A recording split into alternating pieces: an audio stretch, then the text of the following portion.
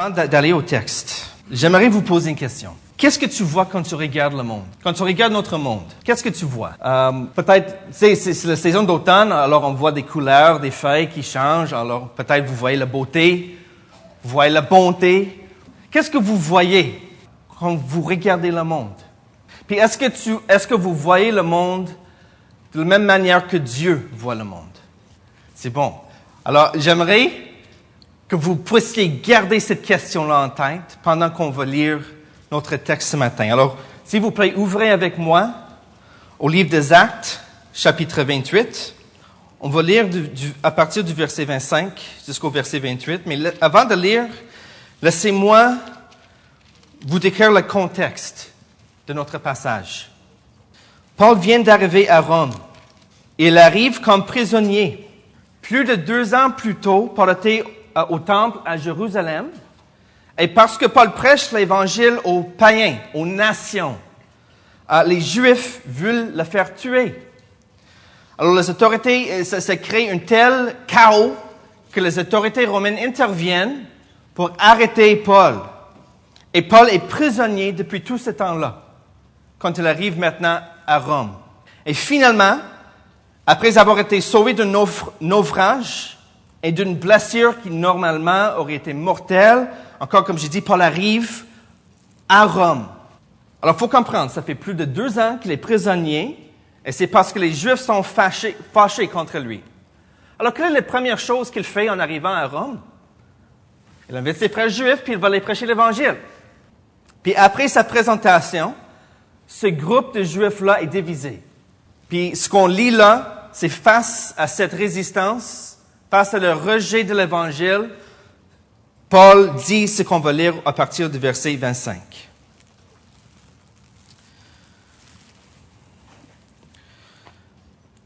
Comme il s'est retiré en désaccord, Paul n'ajouta que ces mots.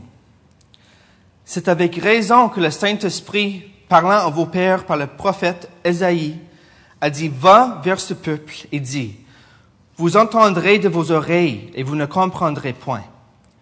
Vous regarderez de vos yeux et vous ne verrez point. Car le cœur de ce peuple est devenu insensible. Ils ont endurci les oreilles, ils ont fermé leurs yeux, de peur qu'ils ne voient de leurs yeux, qu'ils n'entendent de leurs oreilles, qu'ils ne comprennent de leur cœur, qu'ils ne se convertissent et que je ne les guérisse. Et notre verset clé ce matin, sachez donc que ce salut de Dieu a été envoyé aux païens et qu'ils l'écouteront. Sachez donc que ce salut de Dieu a été envoyé aux païens et qu'ils l'écouteront. Alors, verset 28, c'est le verset texte pour ce matin. Alors, qu'est-ce qu'on pourrait apprendre de ce verset-là? Premièrement, comme je vous ai posé la question, il faut que nous voyions le monde comme Dieu le voit. Nous devons voir le monde comme Dieu le voit. Paul dit au verset 28 que ce même salut, le salut que ce groupe juif a été offert, a été aussi envoyé aux païens ou autres nations. C'est-à-dire que toute l'humanité, les Juifs, les païens, toute l'humanité aux yeux de Dieu doit être sauvée. Et ça veut dire alors que toute l'humanité partage un problème en commun. Alors, même si ce n'est pas explicite dans notre texte ici, les Écritures dans leur ensemble sont claires à propos de ce problème-là qu'on a tous en commun, le problème universel chez l'humain. Simplement dit, l'humain méchant. On est injuste, on est égoïste. Et dans notre parler théologique dans les églises, on peut dire que l'homme est pécheur. Puis notre société, il faut comprendre qu'à un certain niveau, notre société est quand même d'accord avec cette réalité-là. Si on regarde certains groupes dans notre société, on voit qu'ils croient la même chose d'une certaine manière. Les féministes parlent des avantages dans notre culture face aux hommes pour signaler une certaine injustice. Les environnementalistes parlent de notre échec collectif face à la nature, face à nos ressources, pour signaler une certaine Injustice. Les étudiants manifestent contre un gouvernement qui rend l'éducation moins accessible pour signaler l'injustice.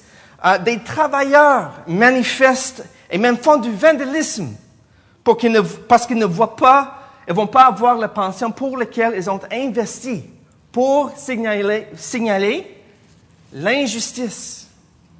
Tout le monde est d'accord que notre monde, le monde qu'on habite, est un monde injuste. Mais les Écritures pointent le problème d'une manière plus profonde.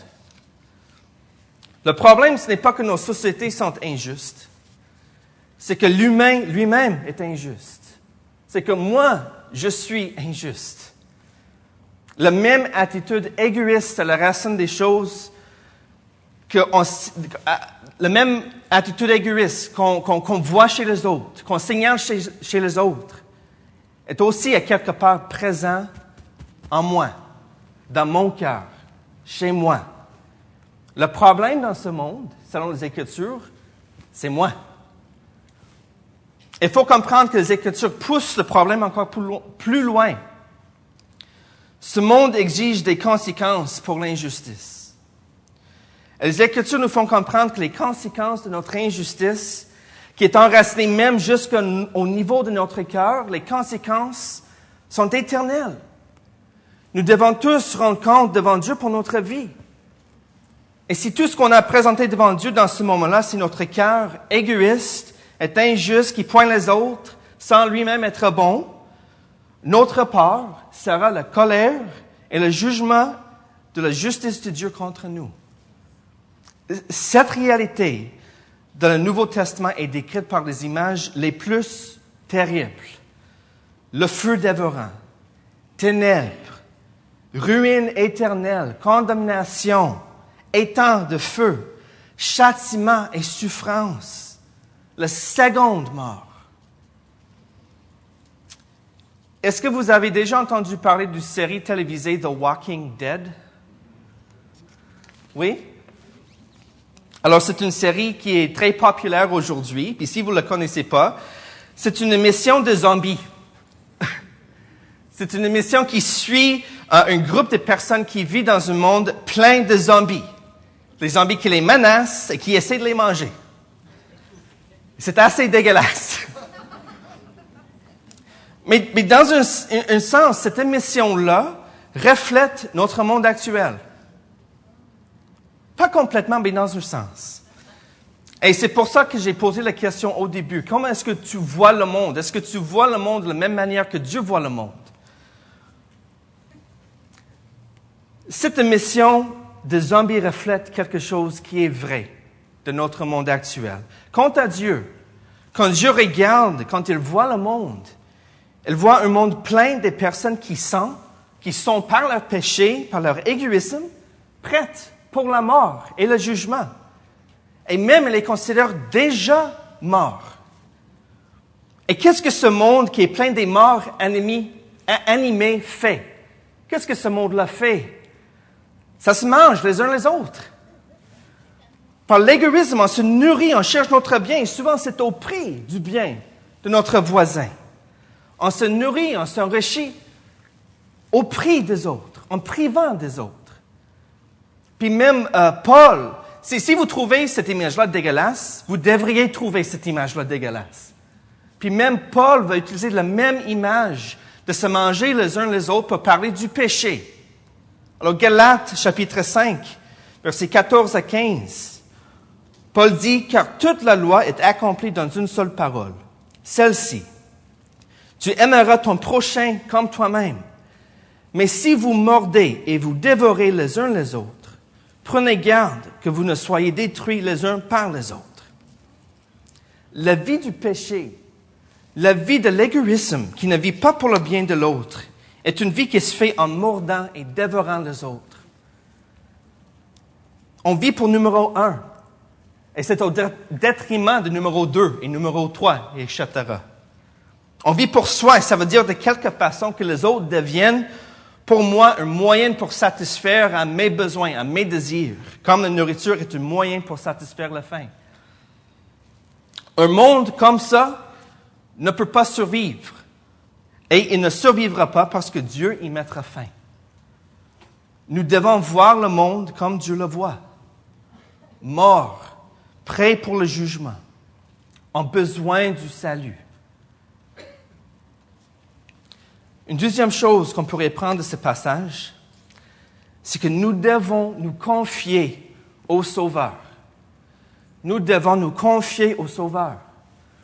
Paul dit dans notre verset que Dieu a envoyé le salut aux nations. Il a envoyé le salut aux nations. Ce n'est pas assez de reconnaître la pauvreté et le besoin de notre monde comme on vient de faire. Ce n'est pas assez juste de faire ça. Il faut comprendre aussi que face à notre injustice, Dieu a réellement agi. Dieu a réellement agi. Le salut que Dieu a envoyé au monde ne se trouve pas dans une thérapie, ça ne se trouve pas dans une technique ou une pratique quelconque. Ça se trouve dans une personne. Dieu le Fils est devenu l'homme, Jésus-Christ. Et en devenant un homme, Jésus a choisi de s'identifier à tout ce que ça veut dire être humain. Chaque limitation, chaque faiblesse, chaque devoir devant Dieu. Et bien qu'il soit parfaitement obéissant, Jésus-Christ s'est même identifié avec nous dans la mort.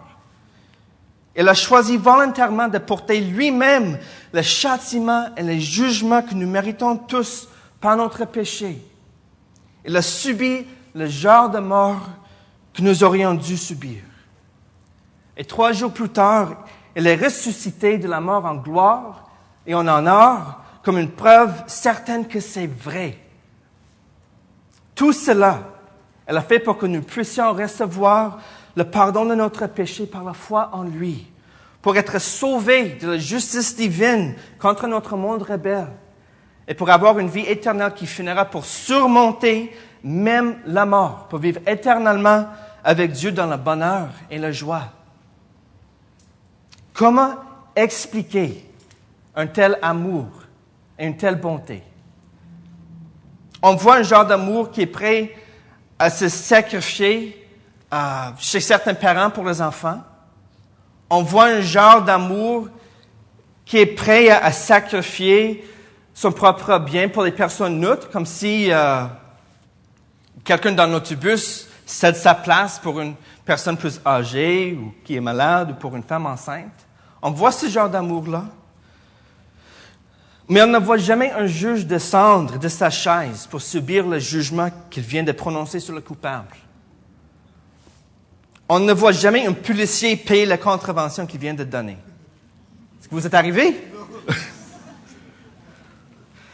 Mais c'est exactement ça, ce que Jésus-Christ fait pour nous. C'est ce genre d'amour que nous voyons en Jésus-Christ.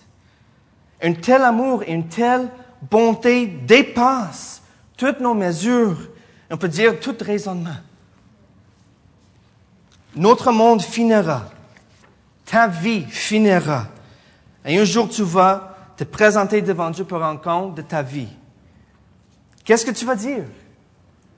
Qu'est-ce que tu vas présenter devant la justice divine qui est parfaite et sans compromis? On ne peut pas mériter notre place avec Dieu. On ne peut pas gagner une vie éternelle parce que les yeux de Dieu ne sont pas aveugles. Mais Dieu a pourvu pour nous un salut. Il a envoyé Dieu le Fils, Jésus-Christ, qui est mort pour nos péchés à notre place, pour que si on se confie en lui cœur et âme, si on se détourne de notre péché et notre égoïsme, on peut être assuré de notre vie en éternité dans le bonheur et la joie avec Dieu. Notre seule assurance devant Dieu face à sa justice, c'est son pardon qui nous pourvoit comme un don, gagné pour nous par la vie, la mort et la résurrection de Christ, reçu par le moyen de la foi. Alors, si tu es ici ce matin, et je veux pas prendre rien pour acquis, si tu es ici ce matin et tu n'es pas certain d'échapper la justice de Dieu à venir, tu peux avoir l'assurance de la vie éternelle dès aujourd'hui, comme on a chanté. Il s'agit de te terner de ton égoïsme pour te confier complètement en Jésus-Christ. Il s'agit de céder ta vie à lui. Mais si tu es ici ce matin et tu entends cette offre de salut qui est généreuse, mais que tu la rejettes, il faut que je te donne un avertissement. Dieu ne va pas t'attendre éternellement. Il va abolir ce monde injuste pour installer en plénitude son royaume de justice, de grâce et de bonté. Et il va le faire avec toi ou sans toi.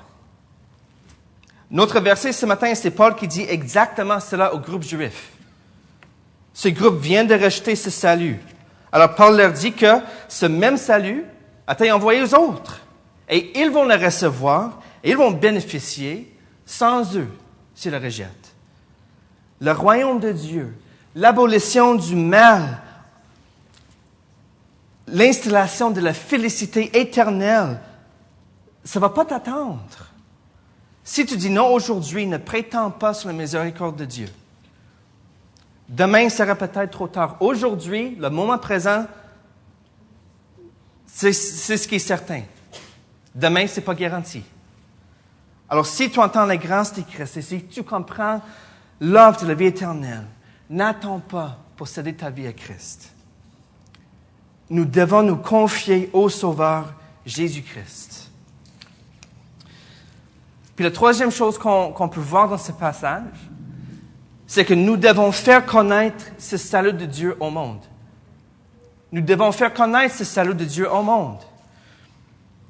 En réponse au rejet de l'Évangile par ce groupe juif, Paul dit que ce même salut a été envoyé aux nations.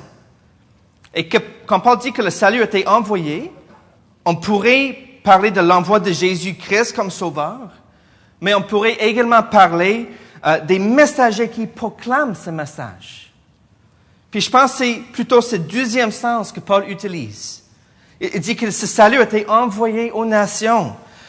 C'est-à-dire, Dieu a envoyé des personnes comme Paul pour proclamer ce message et que par la proclamation de ce message, les âmes seront sauvées. Que le salut soit envoyé aux nations veut dire que le salut soit proclamé aux nations. Alors, si aujourd'hui tu te confies réellement en Jésus, en Christ, il est réellement ton sauveur, il faut que tu fasses connaître ce salut au monde, comme Paul l'a fait.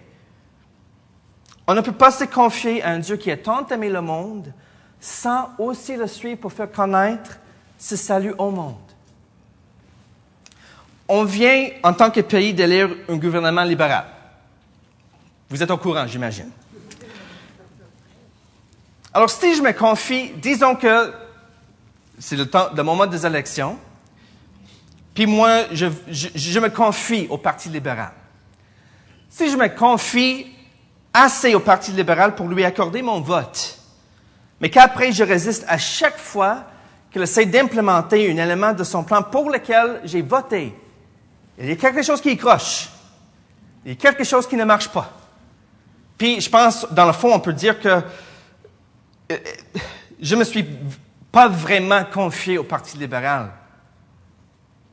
On ne peut pas se confier à un Dieu qui a aimé et qui s'est donné pour le monde, sans en même temps le suivre pour faire connaître ce salut au monde. Ça ne marche pas. Ça ne fit pas. Et quand on parle de faire connaître ce salut au monde, il faut clarifier. Ce qu'on veut dire par ça, c'est parler. On n'a pas besoin d'être un enseignant, un prédicateur particulièrement doué. Il faut simplement parler d'une manière franche, honnête, ouverte. Et permettez-moi de faire une distinction ici. Nos projets de bonnes œuvres, la bienfaisance, ratisser des feuilles, c'est bien, mais ce n'est pas parler. Oui, ça peut ouvrir les portes, ça peut créer des contacts, des relations. Puis, si on n'est pas capable de faire du bien aux personnes autour de nous, là, on a un méchant problème. Mais la bienfaisance, ce n'est pas parler. Alors, notre devoir de faire connaître le salut au monde n'est pas satisfait tant qu'on ne parle pas. Dieu a envoyé Paul comme apôtre pour faire connaître le salut aux nations. Et bien qu'il s'occupe des pauvres et qu'il prenne une collecte, faire connaître le salut aux nations voulait dire proclamer. Il était toujours capable d'accomplir sa mission, même en chaîne. Parce que bien qu'il ne soit pas capable de s'occuper des pauvres ou de faire une collecte, il était capable de parler. Et c'est pour ça qu'il écrit à un moment donné que même si c'était lié, la parole de Dieu ne l'est pas.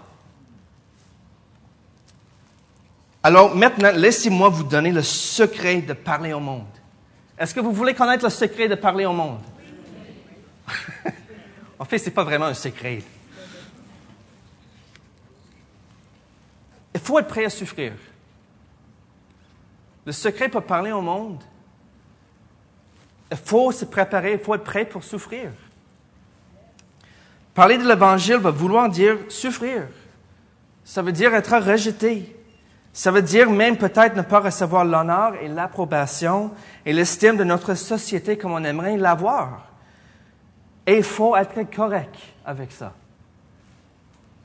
Si tu dors dur le matin et quelqu'un arrive, ouvrez la lumière, comment est-ce que tu réagis? Ça fait mal, on devient bête. On veut que l'autre parte. Briller la lumière de l'Évangile dans la vie de quelqu'un rend inconfortable. Combien de vous aimez être confrontés avec le fait que vous avez tort? On est sur la défensive, on veut tenir notre bout. Apporter la justice de l'Évangile agace le monde qui ne veut pas entendre. Et je ne suis pas en train qu'on doive oublier la sagesse ou qu'on doive laisser tomber une réflexion pour savoir comment bien porter l'Évangile. Mais parler de l'Évangile, à quelque part, ça veut dire souffrir. Et dans notre texte, Paul est en prison. Ça fait plus de 2 ans qu'il est en prison. Et il faut comprendre que cette souffrance-là, cette souffrance ici, c'était une souffrance volontaire. Elle aurait pu dire, « Oh, c'est bon, je vais fermer la bouche, je ne parle plus, puis ça finit là. » Sa souffrance était toute une souffrance volontaire. La mission de Dieu et le bien éternel du monde étaient plus importants pour lui de ne pas souffrir. Et pourquoi alors, nous autres, on ne parle pas? Souvent, si on est honnête, c'est parce qu'on veut éviter les souffrances. Il faut simplement comprendre, si on cherche à éviter les souffrances, on ne verrait jamais d'autres personnes réellement sauvées. Alors, si tu te confies à Christ, il faut que tu fasses connaître son salut au monde. Et ça veut dire parler, et ça veut dire d'une certaine façon souffrir. Mais si on est fidèle de partager l'Évangile, Dieu va sauver. Parce que c'est à travers la proclamation de l'Évangile qu'il sauve. S'il y a des gens ici à l'Église, c'est parce que 2 choses sont vraies. 1, Dieu sauve toujours, aujourd'hui, même au Québec. Et 2, quelqu'un s'est ouvert la bouche. Comme Paul dit, même si ce groupe de Juifs rejette le salut, d'autres l'écouteront. Le salut, ce même salut était envoyé aux nations. Puis comprenons, quand Jésus parle de l'extrémité de la terre, quand Paul parle des païens, c'est nous ça. C'est nous. Nous, on était les nations. Nous, c'est où? Jérusalem. C'est l'autre bout du monde.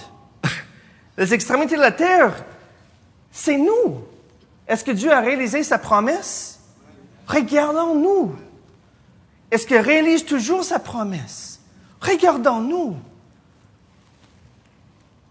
2000 ans après les aventures de Paul, on voit toujours l'Évangile se propager. Pourquoi? Parce que Dieu sauve toujours aujourd'hui. Et 2, quelqu'un s'est ouvert la bouche. Alors nous devons voir le monde comme Dieu le voit. Un monde qui est mort et qui est prêt, qui est mûr pour le jugement. Nous devons croire au Sauveur Jésus-Christ que Dieu a envoyé pour sauver ce monde du jugement, qui est mort pour nos péchés à notre place sur la croix et qui est ressuscité de la mort en gloire et honneur. Et nous qui nous confions en Christ, nous devons aussi faire connaître ce salut de Dieu au monde en parlant. Et ça veut dire inévitablement, de quelque façon, souffrir. Mais sans doute, ça veut aussi dire que d'autres écouteront le message du salut comme nous avons fait. Amen. Prions. Notre Père céleste, ce matin, on veut te remercier pour ton grand amour, ton amour inestimable, ton amour qui dépasse même le raisonnement. On a été des injustes, des pécheurs, un monde rebelle. Mais Seigneur, tu es intervenu. Père, tu as envoyé Jésus-Christ. Et la seule explication de cet envoi-là, c'est l'amour. Un amour qui dépasse toute mesure, qui dépasse tout raisonnement. Merci pour cet amour-là. Puis Seigneur, en tant que chrétien, je prie, nous prions que tu puisses nous aider à faire connaître ce même salut au monde. Seigneur, on a tous des personnes dans nos familles, au travail, où on fait nos loisirs qui ne te connaissent pas encore. Puis Seigneur, je prie que tu puisses remplir nos cœurs avec du courage, de ne pas se gêner, de parler d'une manière qui est honnête, qui est franche, d'une manière ouverte. Puis Seigneur, on te confie, on fait confiance dans ta fidélité que par la proclamation de l'Évangile, toi, tu sauves toujours aujourd'hui. Merci Seigneur pour ta grâce. On se confie complètement entre tes mains. Au bon nom de Jésus, on prie. Amen.